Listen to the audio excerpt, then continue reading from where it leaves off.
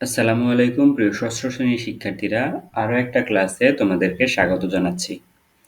আমাদের যে ইংরেজি নিয়মিত ক্লাস চলছিল, সেখানে আমরা গত ক্লাসগুলোতে লেসন 13 শেষ করেছিলাম। আজকে আমাদের শুরু হচ্ছে লেসন 14। দেখতে পাচ্ছ লেসন 14 আমাদের সামনে আছে এবং এই লেসনটার নাম হচ্ছে দ্য লায়ন্স মাইন।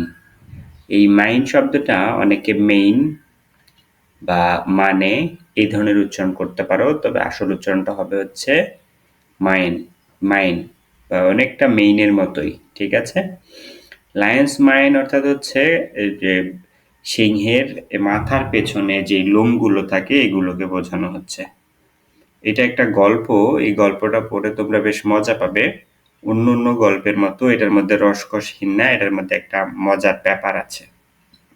তো আমাদের আজকের ক্লাসে আমরা যেটা করব সেটা হচ্ছে পার্ট এতে থাকা এই পুরো গল্পটা আস্তে ধীরে এবং বুঝিয়ে বুঝিয়ে তোমাদেরকে বলার চেষ্টা করব। এরপরে ক্লাসে আমরা এই সবগুলো প্রশ্নের সমাধান করব, ঠিক আছে। তো চলো আজকে গল্পটা পড়ি। Once a lion was sitting beside a river. একদা একটা সিংহ নদীর পাড়ে বসেছিল। Suddenly he looked at his own reflections and thought, my mind is old. তাইলে কি হলো? সিংহটা নদীর পাড়ে বসেছিল। বিসাইড মানে পাশে, সিটিং মানে বসেছিল, রিভার মানে নদী। এরপরে দেখো সাডেনলি হঠাৎ করেই he looked at his own reflection. তোমরা দেখবা যে পানির যেখানে স্থির পানি আছে সেখানে তুমি পানির উপরে দাঁড়ালে তোমার ছবিটা পানির মধ্যে দেখা যাবে, অনেকটা আয়নার মতো। সেই ঘটনাই এখানে ঘটেছে। হঠাৎ করেই সে তার রিফ্লেকশন বা প্রতিচ্ছবি দেখতে পেল। অ্যান্ড থট এবং চিন্তা করলো, my mind is too old. আমার যেই মাইন্ড অর্থাৎ আমার ঘাড়ের কাছে যে লোম বা আমার যেই লোমের স্টাইল, এটা বেশ পুরনো হয়ে গেছে। I need a new hair style. আমার একটা নতুন চুলের স্টাইল দরকার। অর্থাৎ যার ঘাড়ের কাছে যে পশমটা সেগুলো বেশ মানে ওল্ড মডেল মনে হতে লাগলো এবং সে মনে করলো তার নতুন কিছু করা উচিত। রিফ্লেকশন মানে হচ্ছে প্রতিফলন, ঠিক আছে। থট মানে চিন্তা করেছিল। সাডেনলি মানে হঠাৎ করে, এগুলোর মিনিং তোমরা জানবা। হেয়ার স্টাইল মানে চুলের স্টাইল, আর মাইন্ড মানে তো আমি অলরেডি বললাম মাইন্ড মাইন্ড মানে ঘাড়ের কাছে যে চুল সেগুলো।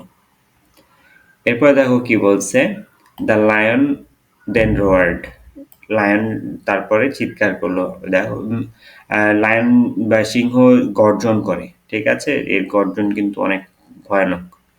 তো যেহেতু সে বনের রাজা, সে গর্জন করে উঠল, I am the king of the jungle. আমি এই জঙ্গলের রাজা। And this unruly mind does not fit a king. এবং একজন রাজার এই ধরনের উস্কো খুস্কো চুল বা উস্কো খুস্কো ঘাড়ের পশম এগুলো মানায় না। লায়ন কি বলল? লায়ন যে রোয়ার করে উঠলো বা গর্জন করে কি বললো দেখো, বললো যে আমি জঙ্গলের রাজা, কিন্তু আমার এরকম উস্কো খুস্কো চুল মানায় না। এরপরে হি ডিপড হিজ পাও into the river. Deep deep মানে চুবানো, ঠিক আছে, পানির মধ্যে প্রবেশ করানো।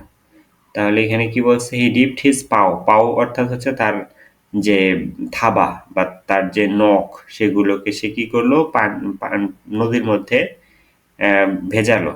অ্যান্ড ট্রাইড ডেসপারেটলি, মানে ডেসপারেটলি মানে পাগলের মতো চেষ্টা করা, টু স্মুথ হিজ মাইন্ড, তার চুলগুলোকে স্মুথ করতে।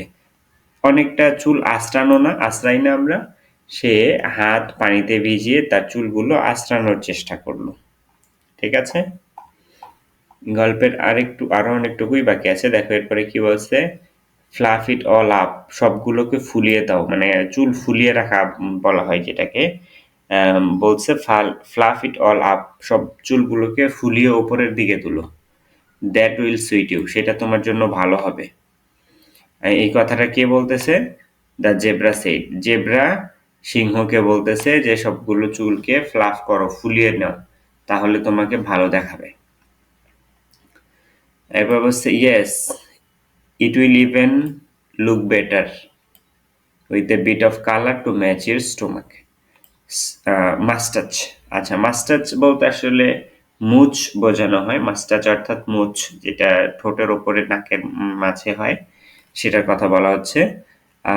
কি বলছে? ইয়েস, হ্যাঁ ঠিক বলেছো। It will even look better, এটা আরো ভালো লাগবে যদি a bit of colour to match the moustache, তোমার মুচের সঙ্গে গোফের সঙ্গে মিল রেখে যদি তুমি এটাকে রং করে নাও তাহলে এটা আরো ভালো লাগবে।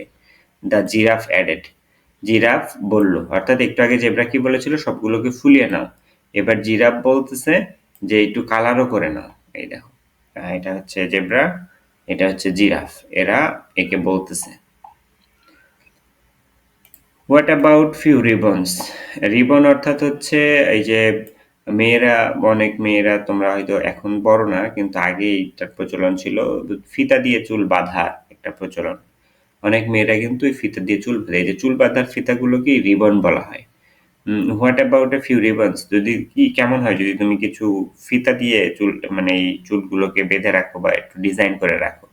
দ্য ভলচার আস্ক, ভলচার অর্থাৎ হচ্ছে আম, এক ধরনের ভালচার মূলত ওই ঈগল পাখির মতো এক ধরনের পাখি।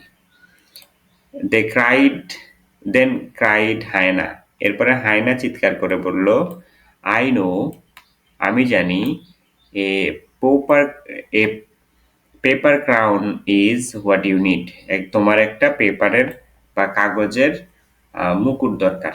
ক্রাউন অর্থাৎ রাজমুকুট, ঠিক আছে? তাহলে কি কি বলতেছে? জেব্রা বলতেছে যে তুমি এগুলো ফুলিয়ে রাখো তাহলে ভালো হবে। এরপরে জিরাফ বলতেছে তোমার গোফের রঙের সঙ্গে তুমি চুলগুলোকে একটু রং করে নিতে পারো, সেটাও ভালো লাগবে। ভালচার বলছে কি? বলছে what about a few ribbons, যদি তুমি কিছু ফিতা টিতা দিয়ে বেঁধে রাখো তাহলে কেমন হয়। তারপরে হায়না বলতেছে যে আই নো, আমি জানি, এই পেপার ক্রাউন, একটা কাগজের মুকুট, ইজ হোয়াট ইউ নিড, তোমার প্রয়োজন এখন। A snake was passing by silently, একটা সাপ পাশ দিয়ে নীরবভাবে চলে যাচ্ছিল। Seeing the king there, he simply raised his head, জঙ্গলের রাজাকে সেখানে দেখতে পেয়ে সে তার মাথাটা একটু তুলে দাঁড়ালো। এখানে দেখো সাপ দেখতে পাচ্ছ, সে তার মাথাটা একটু তুলে দাঁড়িয়েছে। এরপরে সিংহ দেখো কি জিজ্ঞেস করছে সাপকে, what do you think I should do snake, সাপ তোমার কি মনে হয় আমার কি করা উচিত? সাপকে জিজ্ঞেস করছে, what do you think I should do snake, সাপ তোমার কি মনে হয় আমার কি করা উচিত?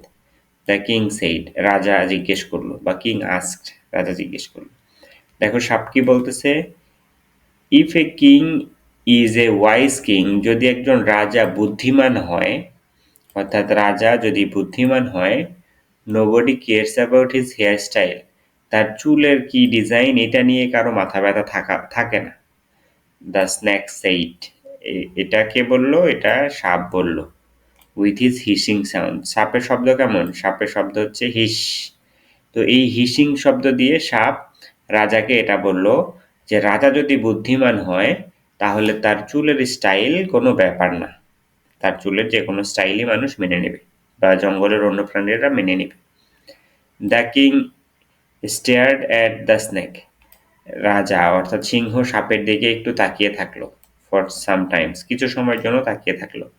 দেন হি স্মাইল, তারপরে সে হাসলো। অ্যান্ড কিসড দ্য স্নেক, এবং সাপকে একটা চুমু দিল। Oh why am so vain, আমি এত বোকা কেন? Am I not the king of the jungle, আমি কি জঙ্গলের রাজা না?